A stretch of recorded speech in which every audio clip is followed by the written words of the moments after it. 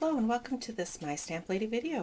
I'm going to show you today how I did this little treatment for this card, and it's fun to use the same idea in another project. So I also did it in, well, I happen to have only apple cider packets, but if you had a hot chocolate packet you could easily make a little envelope like this to carry or to hold a hot chocolate or a cider packet, and just using the same idea so you don't have to think of a new idea every time you sit down. So let's get started to how I made that little focal image. Okay, so I'm using some of the Coordinations cardstock with one of the Windows die. So I'm going to pull that in. This is the third largest. And for your sandwich, you put down both your tabs shut. You put down your one acrylic pad, your cardstock, and your window die, and then an additional pad. Okay, so this is how I'm going to get my little background piece, and you'll see in a minute why I use the Coordinations. I'm going to set that aside, and since I have my big shot right here, I'm going to ink up from the Scensational Season stamp set, the candy cane. And I've done some of these ahead of time just so you don't have to watch me do them all. So here is a little mug and one of the candy canes, and the dies for this comes with a variety of the dies. This is for the gingerbread man, the steam star Christmas tree, and the candy cane. So I'm going to place these. I've had pretty good luck with not having to worry about them shifting or moving, but if you do have a problem with that, or if you feel like they just might move on you, then you could use a piece of painter's tape to hold them down. Put down, just like I did the window die, put down the top, and let's roll that through. Okay, so I've rolled that through, and one little tip I'm going to show you, once this is the little piece of chipboard or a little backing that the dies come taped to, I take a piece of adhesive magnets, it's like a magnet sheet, and I just put that down, and that will hold my dies right onto this magnet sheet, and I love it. And then I can just slide it in and out of the little case like this. So you can pick up the magnet sheet at most craft stores or craft departments. Okay, so the last thing with my big shot is I need to open this up, slide that in, put down the pad, grab back in my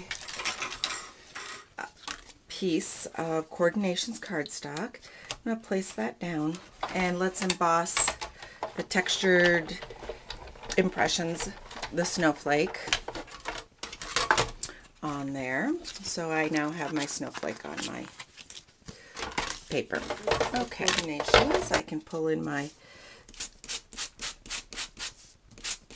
sanding block and quickly sand the raised areas, and that colored core will show through, and so my snowflake shows up.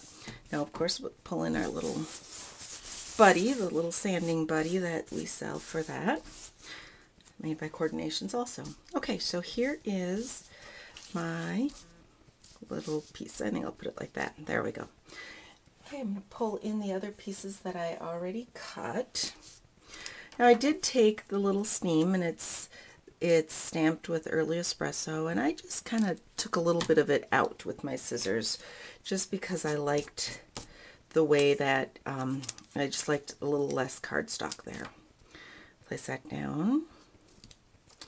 Then I took my candy cane, and if you look here, and I just went to about right there and just cut off part of the candy cane so it looks like it's tucked inside my mug.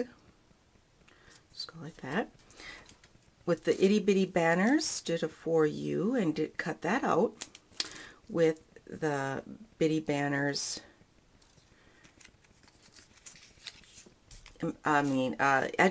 Framelits. Sorry, name escaped me. Okay, so all I need left to do now is grab some dimensionals. Let's put some dimensionals on this back side here. Give it a little lift off of my little cherry cobbler piece. go. Okay, and then just place that down, and there is my focal piece.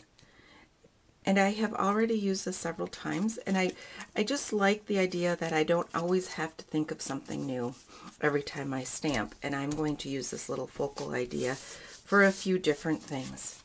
So to finish up my card, I took a piece of the paper from the Christmas, oops, helps if you open it,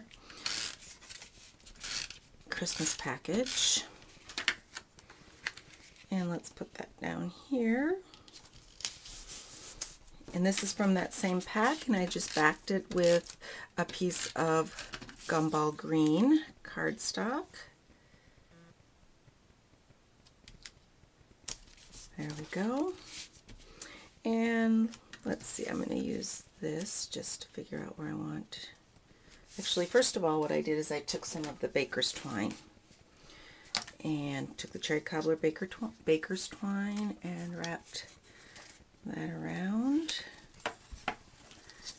And then we'll just tie a bow here. Glue dots, because I have that lift of the baker's twine, it'll make it a little bit stickier, more permanent if I put it down with the mini glue dots.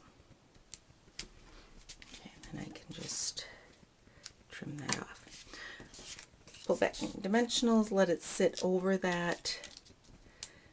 Let's let it sit over the baker's twine and the paper so it doesn't look like it's laying down over it. Okay, there we go. And that's quick and easy. Let the Big Shot do the work for you. I have the framelits for the Scensational season. I find that I keep pulling this set out because I have the framelits and I don't have to do any hand cutting. Love it. If you have any questions about what I did here, be sure to contact me as I'm fixing up my, there we go. I have to take an iron so I get that a little bit better. Be sure to contact me at chris@mystamplady.com with any questions you may have. Thanks for watching.